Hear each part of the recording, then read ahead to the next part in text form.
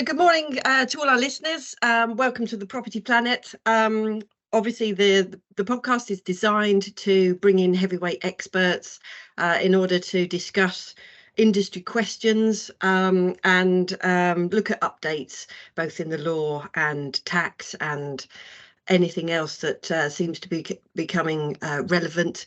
Today's no exception. I'm delighted to welcome back Patrick Way, KC, following our highly successful podcast in November with Dan Needle. So welcome again, Patrick.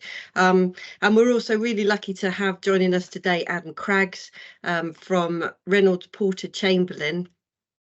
30 years of experience in contentious tax, including obviously HMRC inquiries and tax disputes in general. When I was looking at, I first became aware of Adam at Patrick's highly successful conference last November, which I was very grateful to be invited to. And just looking at the directory quotes in the Legal 500 for Adam, notable points were that he does phenomenal work and he's great with clients. So I'm hoping he's also great on the podcast. So welcome to you both this morning. No pressure. Welcome. Good morning. Welcome, Good morning, everyone. Thank you. Thank you very much. So Adam, 30 years of experience in contentious tax. I believe 16 of those were with HMRC. They were indeed, yes, Amanda. So what made you switch from one side to the other? The dark side to the light side. So, or perhaps vice versa. Well, actually, I do remember when I switched. RPC prepared a sort of BD brochure for clients, but they got it the wrong way around. So they had meant to say gamekeeper turned poacher, but they said poacher turned gamekeeper, which I actually preferred the latter. But yeah, to answer your question, I certainly enjoyed my time there. I joined, it was the old Inland Revenue back in the 90s when I joined.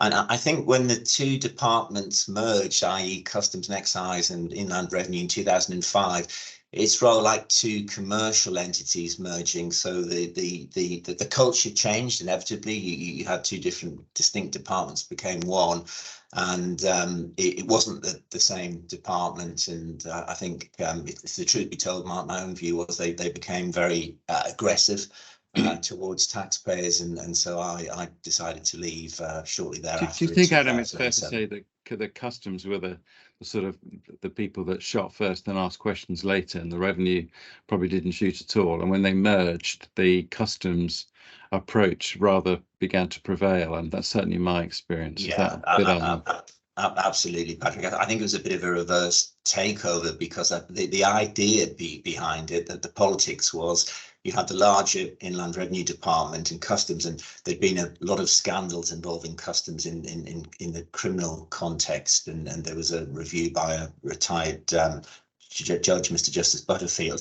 and he recommended the merger. But you're spot on, Patrick. I think that it was certainly sort of kick the door down and ask questions later.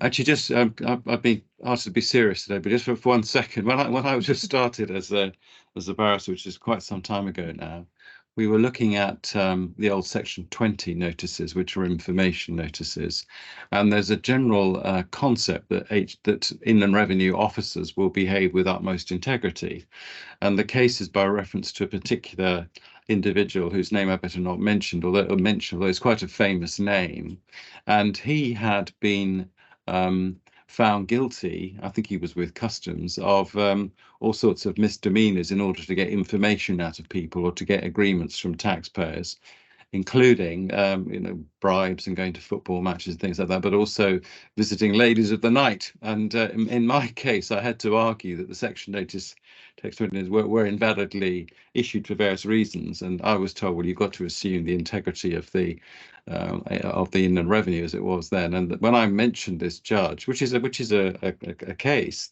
the judge was absolutely furious with me. How dare you mention that case? But it is something that back in the day, those things that happen. But it's a public issue, a record that who this chap was, but you know who he was, probably. I can remember. Yes, I can remember it well, Patrick.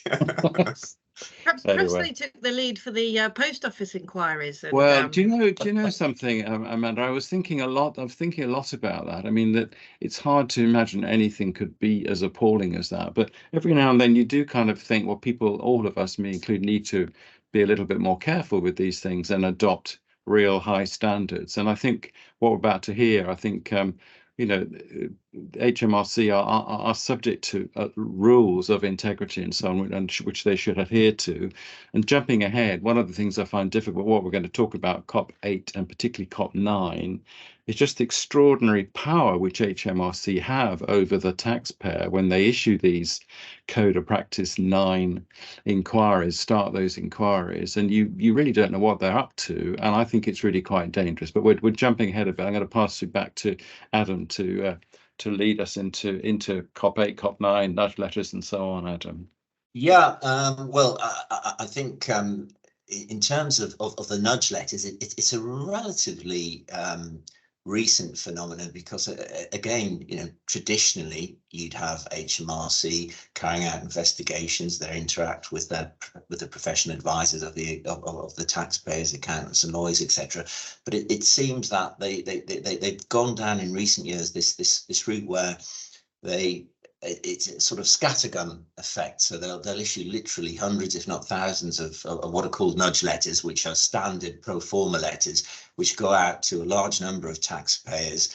And they'll say it could be in relation to anything, whether it be landlords or you know, Euro Pacific Bank was another recent one, where they say we have information and you need to check your affairs basically and contact us. And there's not much more than that. Sorry, just interrupting you, Adam. So in terms of, then the nudge letter is almost the very start of the process. And so how do HMRC, how is it that they become aware that, say, some of these, they want to send out these nudge letters? Is it sort of quite a specific campaign? Do they focus in on certain areas of business?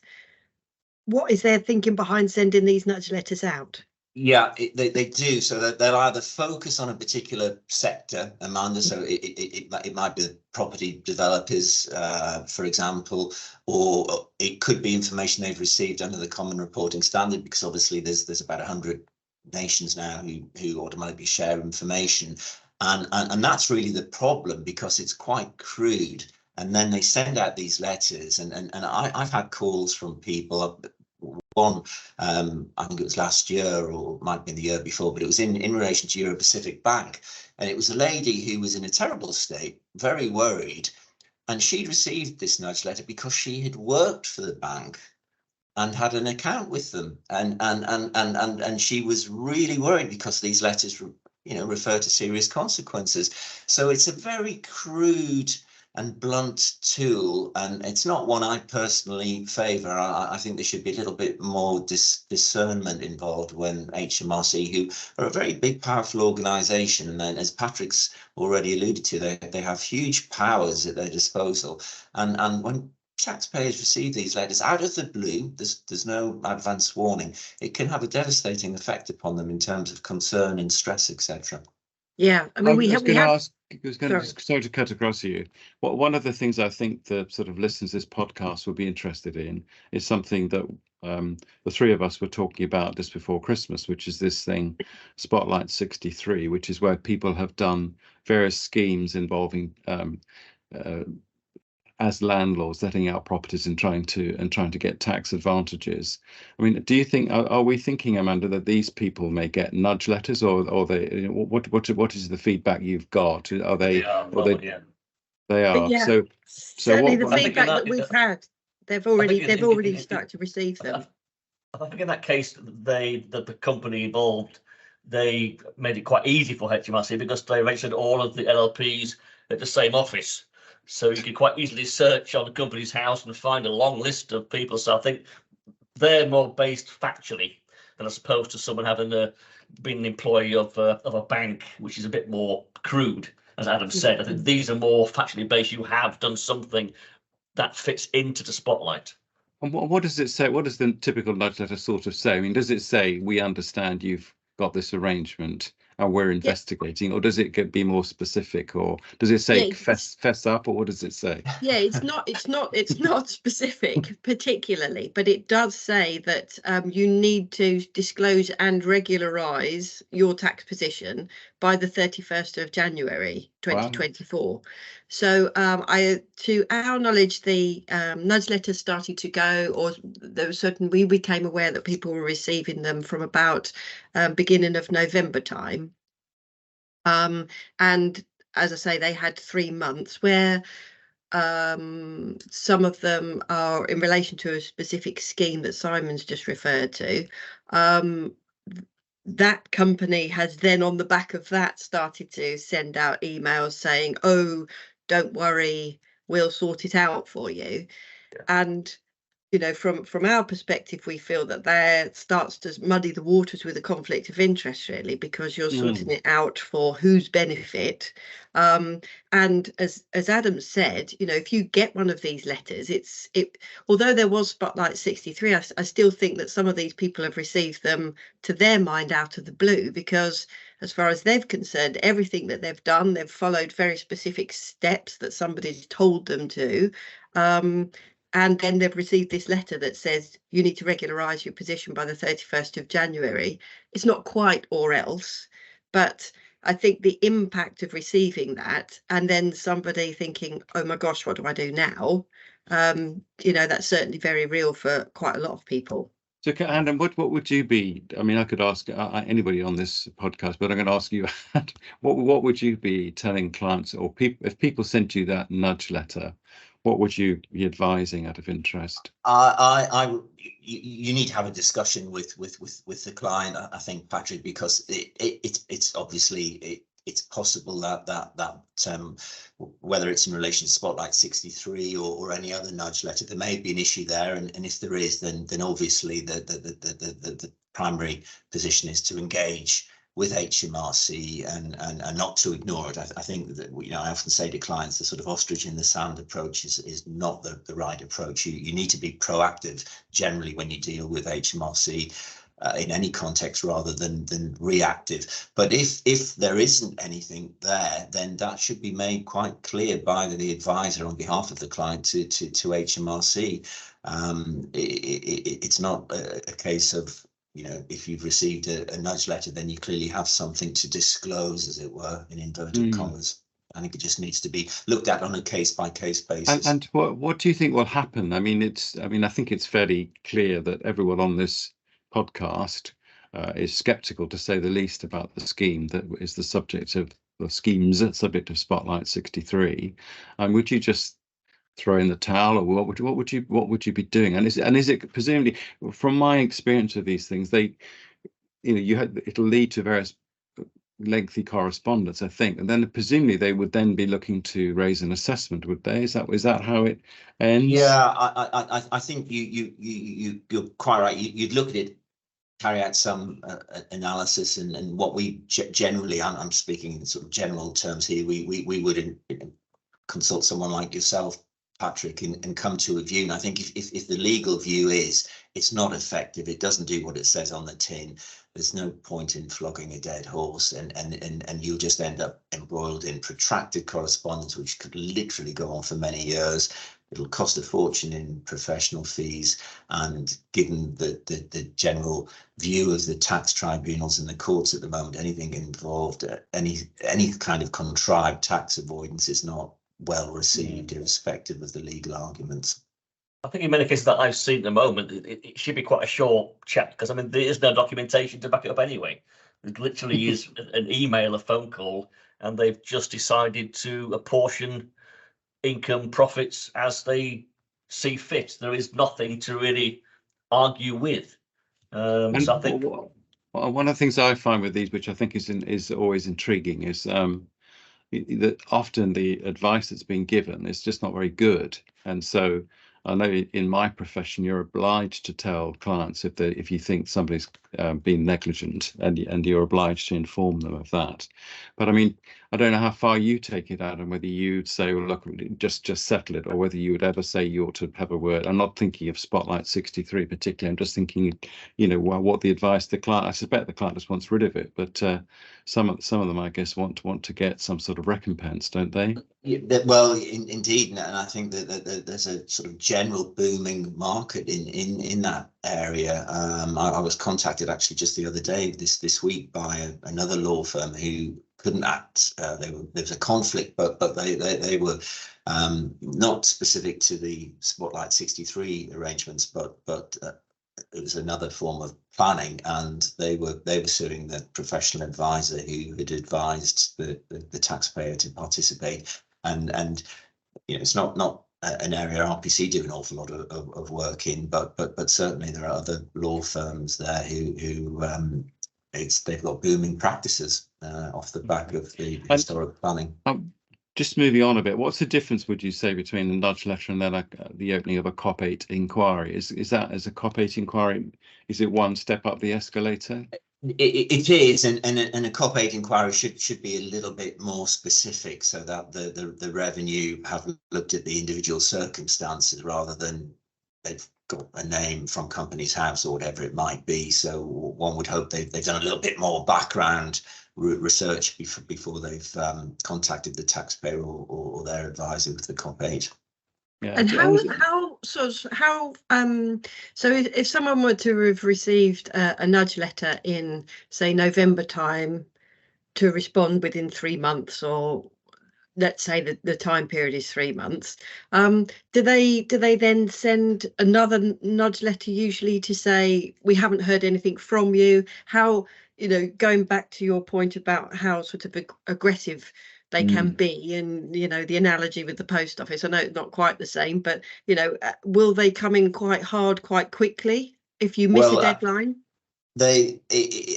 I'll give you an example of a client who contacted me recently in relation to a different nudge campaign. He got 2 nudge letters, and unfortunately his accountant, I'll be careful with my language, but advised him to ignore both of those letters. And I'm afraid the next time he heard from HMRC, he was being raided by them. So he's now embroiled in a criminal investigation, which will go on for years, and so on and so forth. Huge stress to him and damaging his business and all the rest of it. But that was because in his instance, he went to his accountant, as you would, and unfortunately the accountant advised him just to ignore both letters. So he had a second chance, and I think that's what triggered HMRC. They will have said to themselves, well, you've had 2 opportunities, you've just ignored us completely, so we'll go down the criminal route. So I was going to say, so the nudge letters are they're the civil route, aren't they? So it can very quickly then flip into a criminal prosecution. Yes, yeah, it goes back, Amanda, I think, to the point we were saying. It is not just to ignore, not to put one's head in the sand. You need to look at it with your advisors and decide how to react, whether that's to say to HMRC, there's nothing to see here, you're wasting your time, or actually we have a disclosure to make that there has been some mistakes and errors, and engage, and that perhaps comes onto the Code of Practice 9 route. If there has been dishonesty, that's the crucial thing. There has to be some deliberate dishonest conduct for the COP9, whereas the COP8 is civil but serious. But I imagine people listening to this are getting a bit worried, but if you think about the landlord schemes that we're talking about, without being too specific, they wouldn't result in a criminal investigation, would they? That's just pure avoidance that we say has gone wrong, isn't it? That would be the default. Yeah, absolutely. So they wouldn't expect to get raided, would they? I mean, I wouldn't expect that. I think. I mean, I've seen it when they're being very aggressive and they want to sort of be a bit heavy-handed, but I think there's quite a tough call for them to make that it justifies a raid. Absolutely, it's a high threshold. You have to go off to the court and persuade the judge and all the rest of it and get a warrant. They can't just do it off their own bat. But I think perhaps, again, not being specific to any particular arrangement, but sometimes the promoters of tax avoidance arrangements are raided, but not the taxpayers. Yes. But what the Okay. taxpayer was advised that obviously the plan doesn't work in the first place, it's flawed for whatever reason, and they chose to ignore that. Would HMRC see that as being deliberate concealment? And therefore it would flip into a criminal charge, possibly down the line?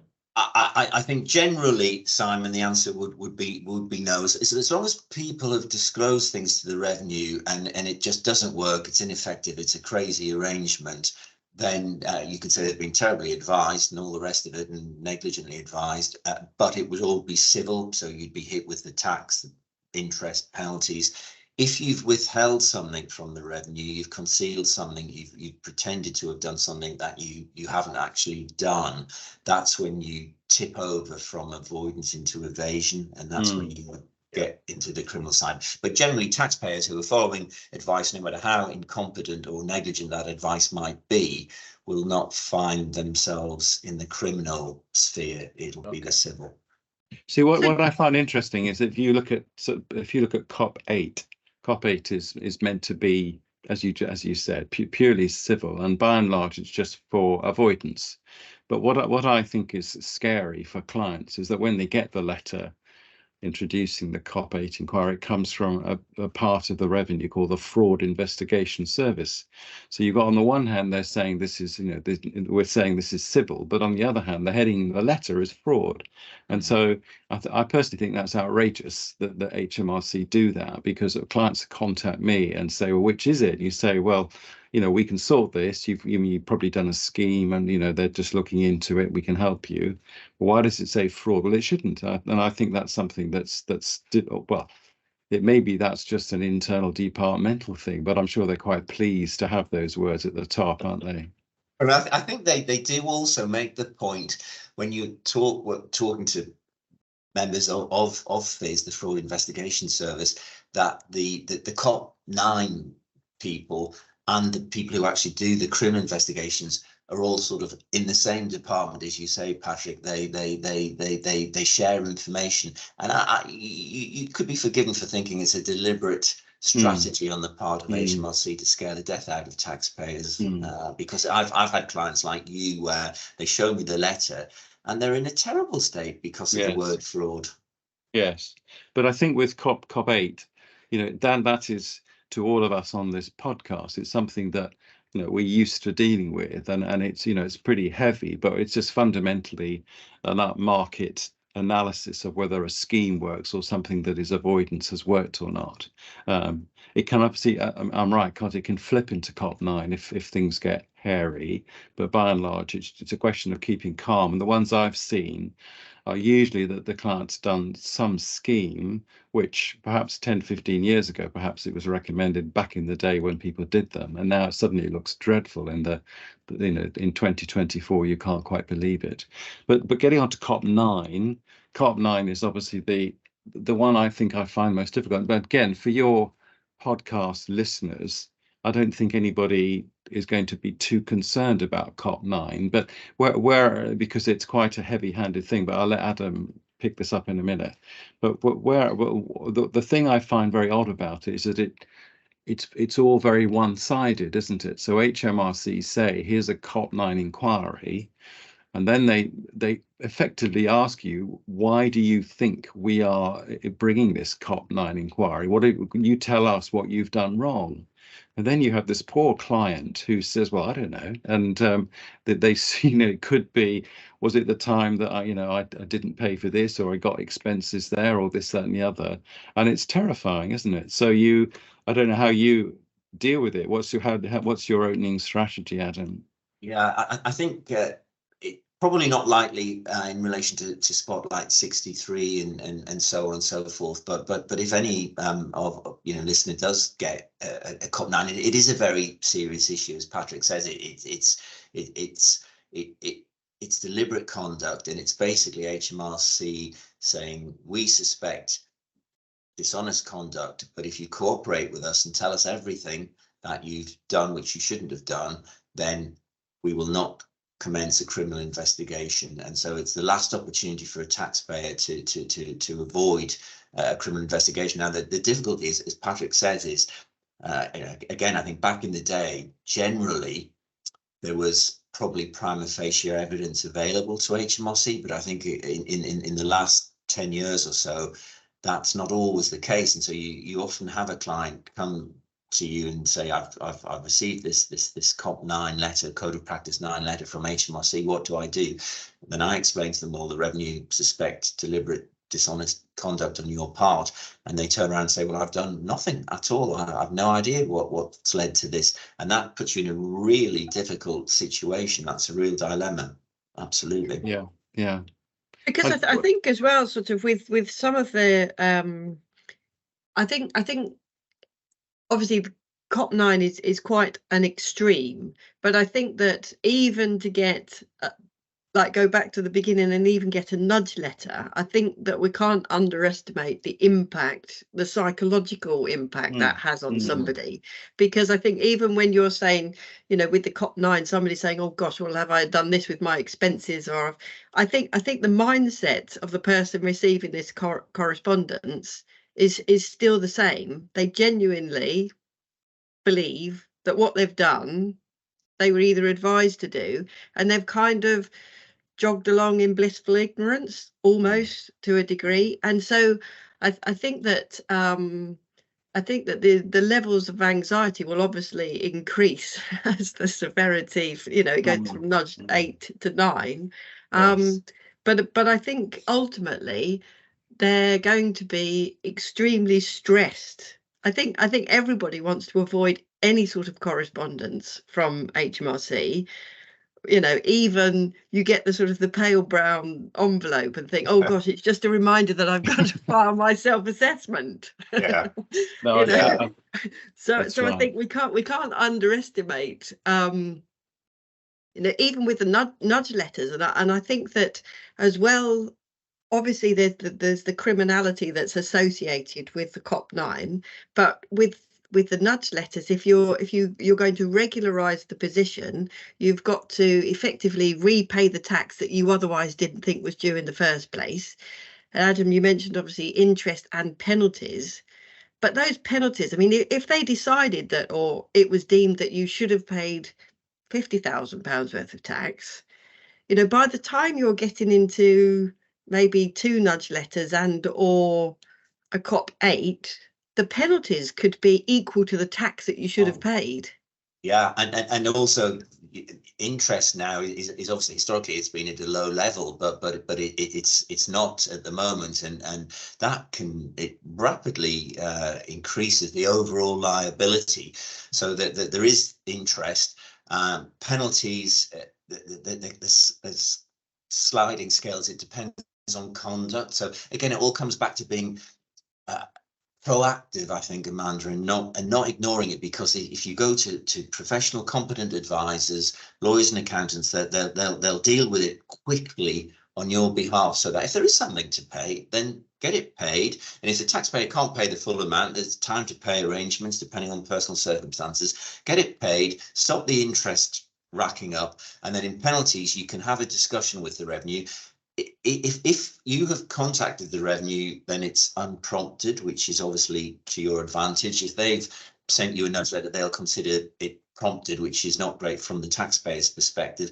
As long as there's been no concealment as well, that's another aggravating factor. So depending on the circumstances, that there are scales within which the inspector, the officer, the revenue officer has a discretion, and that's where your advisor sort of earns their fees, if you like, in negotiating the best possible deal on penalties. Obviously, interest is statutory and there's no discretion, so you just need to stop the clock as soon as possible once you've decided there's some tax liability. I think the big point you've made there, Adam, is just for the taxpayer to be as candid as possible and to be as forthcoming as possible, because that's a massive factor, isn't it, in the computation of penalties.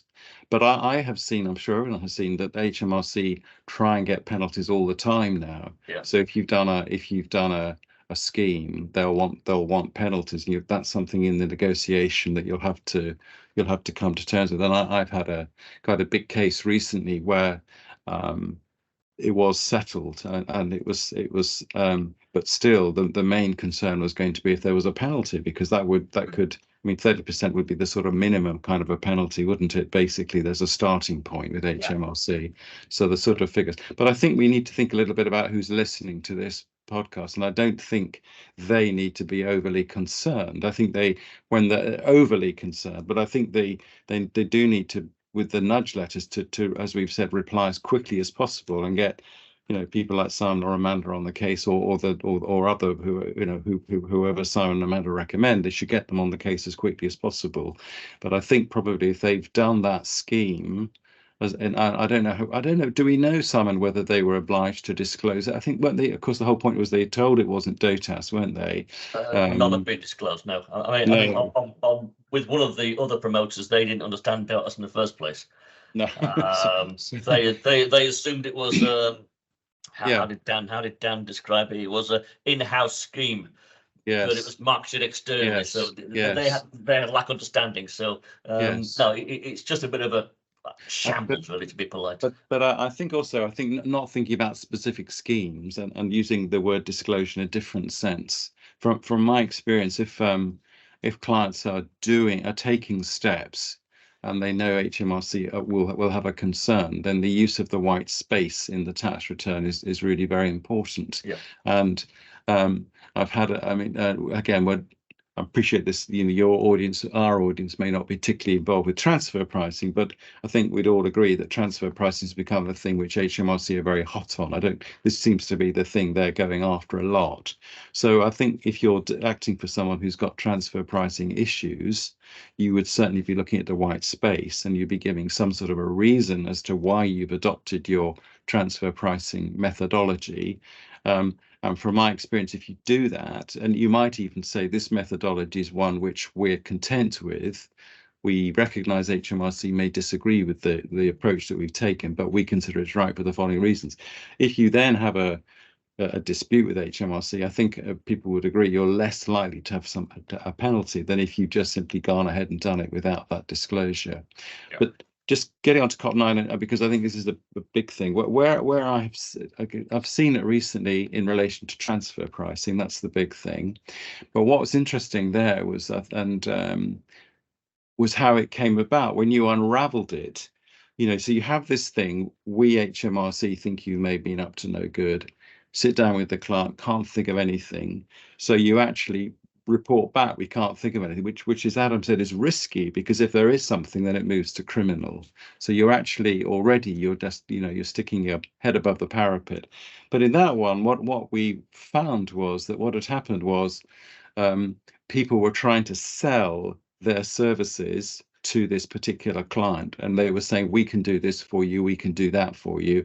But they did it with fairly standard brochures which said, we suspect your transfer pricing arrangements are wrong. We suspect your control foreign company arrangements are wrong. We suspect, and this then got into the revenue's hands, and they were saying, well, if you got a brochure saying we suspect your policies are wrong, why did you not change them? And then you can see that's quite a difficult argument to counter. But they were able to counter it because the chap had just not, this was a selling brochure. But you can see that it does become really quite dangerous in terms of advisors told you something and you haven't adhered to it. So you do have to be very, advisors need to be careful. And also, the clients need to be careful. But I think in terms of the people doing the schemes that we're talking about, as long as they're sort of dealing with the nudge letter quickly and responsibly, then they'll minimize the concern.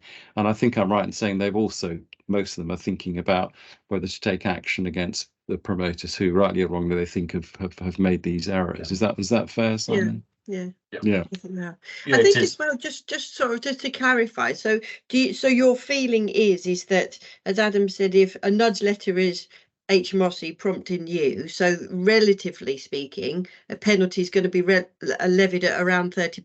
Do you think that's right? I think that's the starting point, isn't it? I think you have to sort of look at all of the circumstances, and it's important. I think the theme of the podcast this morning is to be open and work constructively and to use the revenues language, collaboratively where appropriate. And you know, Patrick's mentioned about the white space, and that's just generally good advice. You can have a different view to HMRC. That's perfectly legitimate. But it's about saying to them, this is our view. This is what we've done. Cards on the table, and this is why we think we're right. And you know, they can take a different view, and that's just a, you know, an acceptable difference of opinion, which ultimately can be fought out at the tax tribunal if necessary. But it's where people are concealing things or are possibly misleading HMRC. That's understandably really annoys them, and that they'll come down heavily on anyone, whether it be promoters, professional advisors, or taxpayers who and I guess in the run up to the 31st of January, you know, those that have got a nudge letter, because again, Simon and I are sort of receiving correspondence and receiving inquiries from people where they're sort of saying, well, we're just going to sit tight, you know, and very much our opinion and our advice to these people is, well, you can't just sit tight because you're on notice that they don't like this. And obviously from both yourself, Adam, and Patrick's comments on the podcast today, you know, if you are going to the revenue by the 31st of January and saying, using the white space and saying, we've done this, we need to regularise, if you've got the nudge letter, then you're going to have to do that. So actually, either way, sitting tight and seeing what the promoter's going to come up with next is the last option that you want to choose. I think Patrick, I think it was mentioned a few minutes ago. You want some independent advice, and that there's always, even if it's subconscious, taking advice from the person who either sold you an arrangement or has promoted it, that there's always that danger that it's inevitably they think it's effective and works, and I think independent advice is the order of the day as a general comment and observation. Because surely, you know, a conflict has by that point arisen because the promoter is going to want to continue to say it works. Which they are, of course, doing that, And of course, if you have a client anyway, which you know factually it hasn't worked, and you do owe tax because this is not right, and you've sold assets that you believe were in some other entity, and they say, whatever, I'm going to leave it. Is it then from our point of view, do we report them for money laundering because we know they're evading tax? They've no intention of going to HMRC to say, hang on, can we, you know, get this sorted out and get it all on a good footing? It becomes a lot more complex for the advisor. Yeah, I think just speaking in general terms, if, as we are here talking about civil and not criminal, there's probably no issues in terms of AML, etc.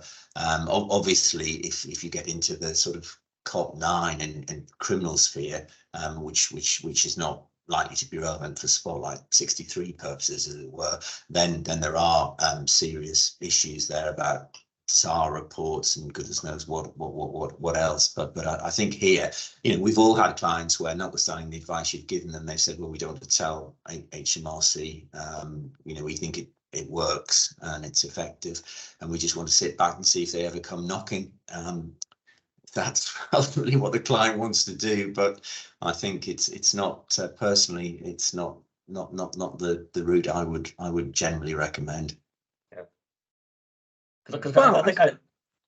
Sorry, go on, Simon. Sorry. Because I spoke to my professional body, I think, on a similar issue. This was around really not remortgaging to go into some kind of scheme, because they were trying to avoid the early redemption penalties, and that, of course, is in effect is a financial benefit by doing the scheme, and therefore I was told that is positive a crime, and therefore it's reportable. So it's a lot more I think nuanced than that, really. Yeah, and I think we always look at the ripple effect of, it's not just about this little bit in the middle, this little pebble that gets dropped in the pool and all hell breaks loose as a result of it as it spreads out. I would also say, you know, a problem shared is a problem halved. I sometimes think it's a problem doubled, by the way, but no, it's a problem shared. It's a problem halved. So if you can get you know, your advisors, like the people on this podcast, to help you, Yeah. you'll find it's a great weight off your mind. And it is very, very stressful. So if people listening are just stressed from listening to it, sorry, but if they're stressed because they've got nudge letters, then as quickly as possible get advisors to help you, let them take the strain, and they'll guide you through it. And you know, all things will pass. It will, you know, that tomorrow's another day, you'll get there, but it, you know, it's not easy, but you will get there with help.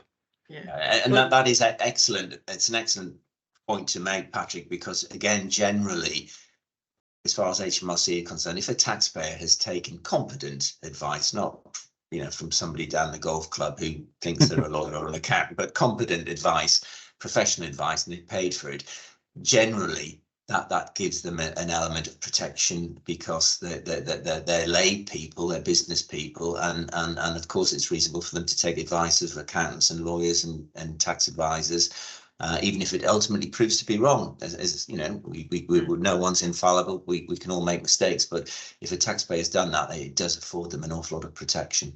Yeah. Sure. Thank you very much. Well, on that slightly more upbeat note at the end, we sort of went into a little bit of a dip, but we've come out the other side. And I'd like to thank you both very much indeed for taking the time to join us this morning. And we will put all links in our show notes, and we look forward to speaking to you again in due course. So thank you both very much. Pleasure. Thank you. Very enjoyable. Thanks a lot. Thank you. Thanks. Cheerio. Cheerio. Bye-bye. Bye-bye.